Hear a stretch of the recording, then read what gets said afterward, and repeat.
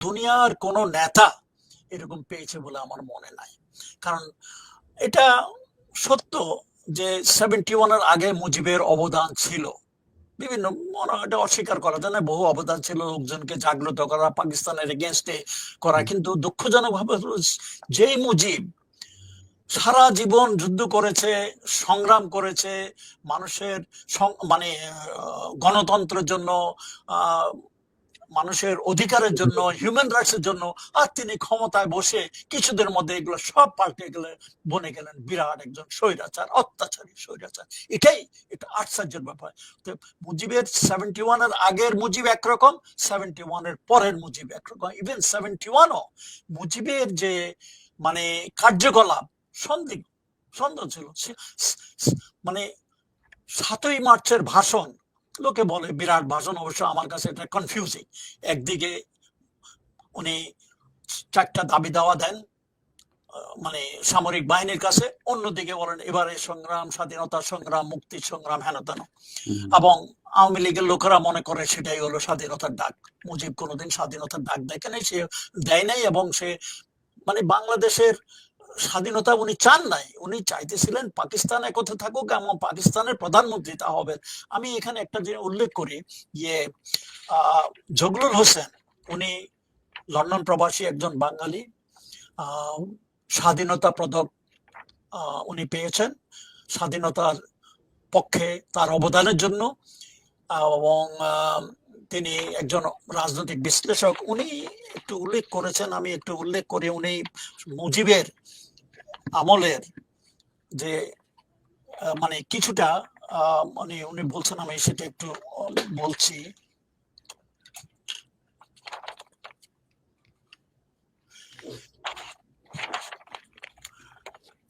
মুজিবের পক্ষে দীর্ঘকাল আওয়ামী ভারতীয় প্রচারণা ও 15 বছর ধরে বাংলাদেশ তার মূর্তি,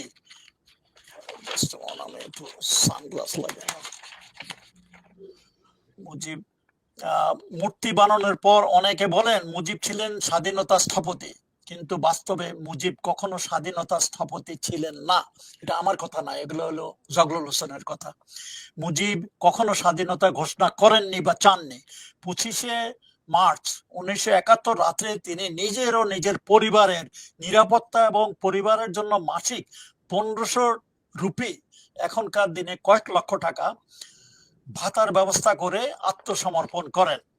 বিদ্রোহ দমনের পর তাকে প্রধানমন্ত্রী করা হবে, ইয়াহিয়ার এই আশ্বাসে তিনি ইয়াহিয়ার সঙ্গে সহযোগিতা করেন। 25শে মার্চ রাতে তিনি ছিলেন ইয়াহিয়ার প্রথম সহযোগী ও জাতীয় বিশ্বাসঘাতক। জাতীয় বেঈমান মুজিব 1972 থেকে 75 এক ফাঁসিবাদী জালেম শাহী কায়েম করেন। মুজিব আমলে আওয়ামী লীগ ও তার ভারতের কারসাজিতে রক্ষী বাহিনীর হাতে নিহত হয় 30,000 দেশপ্রেমিক। দেশে চলে বর্বরতা, হত্যা, গুম, নিপীড়ন, আমার এই সংখ্যালঘু ব্যাপার, আইনজীবী দুর্নীতি, অনেক কিছু উনি লিখেছেন যে এখন সেখানে সবকিছু উনি বলেন নাই। এর মধ্যে আরো আছে 30,000 দেশপ্রেমিত খুন করেছে রক্ষী বাহিনী দিয়ে, ইনক্লুডিং সিরাজ শিকদার। 62,000 জেলের ভিতরে ঢুকিয়ে দিয়েছে। Anybody not toeing Awami line, Mujib line, মুজিবের কথা, তাকে জেলের ভিতরে ঢুকিয়ে দিয়েছে। এদের মধ্যে কাউকে পাওয়া গেছে, কাউকে আর কোনোদিন পাওয়া যায় নাই। তারপরে আর ইমার্জেন্সি ডিক্লেয়ার করলো, আই থিঙ্ক 74-এ ইমার্জেন্সি ডিক্লেয়ার করে মানুষের বাক স্বাধীনতা সব বন্ধ করে, পলিটিক্স বন্ধ করে দেওয়া হলো। মানুষের মানে fundamental rights has been suspended. তারপরে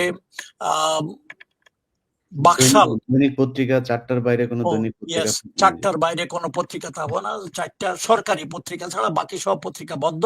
এগুলো সব বন্ধ করতে করতে 4র্থ সংশোধনীর মাধ্যমে মানে তিনি নিজেকে জাতির পিতা বানালেন। তারপরে আর এই বাকশাল এসব সব 4র্থ মাধ্যমে যা অনেক কিছু আছে, এখন ডিটেল আমি ওসব যেতে চাই না। তারপরে বাকশাল কি হয়েছে সেটাও আমরা সবাই জানি। মানে ৭৫-এর জানুয়ারির দিকে বাকশাল গঠন করে। বাকশালের পরে সব পলিটিক্যাল পার্টি সব ব্যান করে দেওয়া হয়। একমাত্র বাকশালই ছিল এবং বাকশালের মধ্যে মিলিটারি, সামরিক, মানে কি জানি বলে, ব্যুরোক্রেসি সবাইকে এতে ফোর্স করা হলো জয়েন করার জন্য। সবাই এতে জয়েন করতে হলো। স্যার কামাল, তারপরে এই যে মনি, শেখ মনি, এদের ভূমিকা কেমন ছিল এই শেখ মুজিবের শাসনামলটাতে? ওয়াল ডিটেইল আমি বলতে পারবো না, কারণ আমি তখন আর্মিতে ছিলাম, আর্মির কাজকর্মে ব্যস্ত ছিলাম। তো আপনি শোনা তো কথা বলে শুনেছেন কথা বলছি। যে শেখ কামালের সাথে আমি তো বললাম, আমি যখন মুজিবনগর আসি, শেখ কামাল কিন্তু he was detailed, he was young second lieutenant, he was detailed to take care of me. He was very nice, I found him very nice. এবং মুক্তিযুদ্ধের পরে তার সাথে আরো দুই একবার দেখা হয়। সে মানে ওসমানীর এডিসি ছিল, ওই কারণে দেখা টাকা হইলো। তো আমি ওকে একদিন ওসমানী হেডকোয়ার্টারে দেখা হলো, তার সাথে জিজ্ঞেস করলাম যে কি